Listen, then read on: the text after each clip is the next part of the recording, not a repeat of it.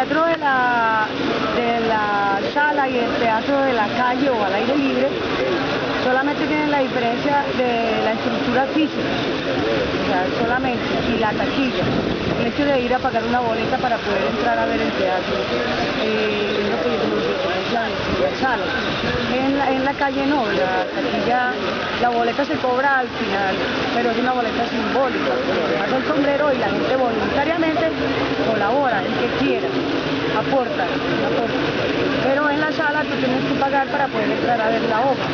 Y entonces pues también tenemos el problema de que la sala se ha vuelto muy difíciles de usar porque o las que tienen los grupos pues ya tienen sus programaciones ellos todo el año y nosotros los que no tenemos sala pues a veces nos toca buscar espacios con los amigos que en la sala, que mire, que vamos a programar, pero es muy difícil o nos toca alquilar la sala, es decir, nos toca pagar mucho y vender la boletería muy cara y la gente no va al teatro, la gente no está acostumbrada a ir al teatro porque hay unas propuestas que han acostumbrado un poquito mal al público de que hay entrada gratis, entrada libre, de ya uno programa y vende boleta, entonces no le compran porque ya hay espacios donde entran gratis. Entonces, eso también ha influido un poquito en que la gente baje pues la cantidad de gente que paga una boleta.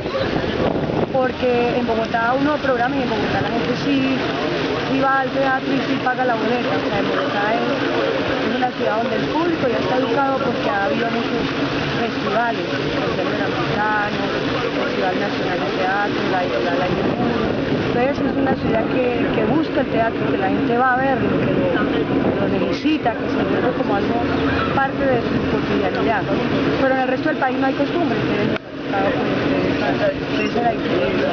Y también que en el parque el contacto con el público es directo, ahí no apaga las luces, el público no está por adentro, sino que tiene un contacto directo con él y él siente lo que tú estás sintiendo y te ve y te duele, como que tienes una relación más real, que en la sala es como más impostada, más falsa, más distante, ¿no? Entonces esa también es una de las cosas que nos gusta a nosotros del teatro al aire libre.